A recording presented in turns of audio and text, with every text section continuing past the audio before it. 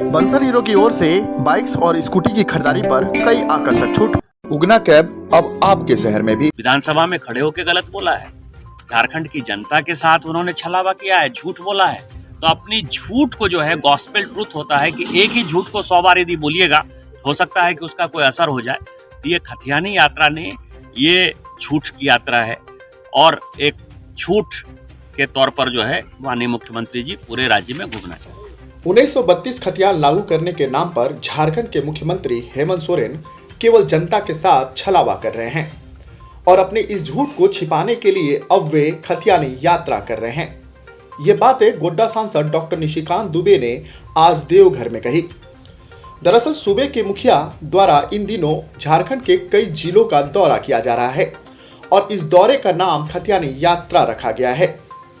मुख्यमंत्री के इस यात्रा को झूठ की यात्रा बताते हुए गोड्डा सांसद डॉक्टर निशिकांत दुबे ने कहा कि 1932 खतियान को लागू करने की बात सबसे पहले झारखंड के पूर्व मुख्यमंत्री बाबूलाल मरांडी जी ने 2002 में ही कही थी, पर हाईकोर्ट ने इसे असंवैधानिक बताया था और इस बात को वर्तमान मुख्यमंत्री हेमंत सोरेन अच्छी तरह से जानते हैं कि इसे लागू नहीं किया जा सकता।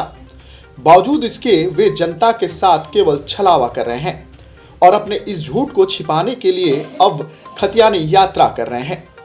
जरा आप भी सुनिए क्या कुछ कहा है सांसद महोदय ने। देखिए, स्थानीय लोगों को रोजगार मिले ये भारतीय जनता पार्टी का एजेंडा है। वो चपरासी क्यों बने मुझे आज तक नहीं समझ में आया। हम तो ये चाहते हैं कि यहाँ के बच्चे IAS बने, IPS बने, DSP बने, जो स्थानीय नौकरी है, प्रोफेसर बने, डॉक्टर बने, इंजीनियर बने। तो एक तो खतियानी में आपको पता है कि पेच सबसे पहले फंसा दिया कि ये आरक्षण जो है वो केवल तृतीय और चतुर्थ वर्ग के लोगों के लिए है। मुझे नहीं समझ में आया कि चपरासी क्यों बनाना चाहती है हेमंत सोरेन की सरकार। दूसरा, लॉ डिपार्टमेंट ने अभी 9वीं अनुसूची में डालने के लिए वो केंद्र सरकार देना चाहते हैं। क्यों डाला ये भी नहीं मुझे समझ में आता है। इसके साथ ही छत्तीसगढ़ बना या हरियाणा ने अपना कानून पास किया या उत्तराखंड में कानून है या कहीं भी कानून है, स्थानीय का जो है परिभाषा वहीं से वो परिभाषित कर देते हैं और वही देते हैं। मतलब आज तक किसी भी राज्य सरकार ने ये कानून केंद्र के पास नहीं भेजा। तो केंद्र के पास भेजने का मतलब ये है कि उनकी मंशा स्पष्ट नहीं है, वो लागू नहीं करना चाहते। तीसरा, जो उनका लॉ डिपार्टमेंट है जिसने कि अभी 9वीं अनुसूची के लिए उन्होंने केंद्र में भेजा भी नहीं है, लॉ डिपार्टमेंट है। लॉ डिपार्टमेंट ने कह दिया कि किसी कीमत पर जो है ये 1932 का खतियान लागू नहीं हो सकता।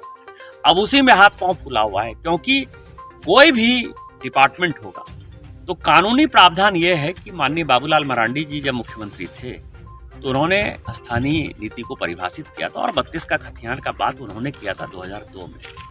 उसके खिलाफ कई एक लोग हाईकोर्ट चले गए थे और हाईकोर्ट का जो कॉन्स्टिट्यूशनल बेंच है, 5 जज बेंच, उसने एक जजमेंट दिया था कि ये 32 का खतियान असंवैधानिक है, गैर कानूनी है, ये लागू नहीं हो सकता। मुझे लगता है कि उसी के आधार पर झारखंड सरकार का लॉ डिपार्टमेंट, जिसके खुद के मुखिया हेमंत सोरेन जी है, तो ये कानून पास होने के बाद उनको एक अंदाजा लग गया है कि ये किसी कीमत पर 32 का खतियान वो लागू नहीं कर पाएंगे। तो नहीं कर पाएंगे तो क्या करेंगे? तो नहीं कर पाएंगे तो इसके लिए वो जोहार यात्रा कर रहे हैं, खतियानी यात्रा कर रहे हैं, वो रिजर्वेशन की यात्रा कर रहे हैं। माननीय मोदी जी OBC हैं, खुद OBC।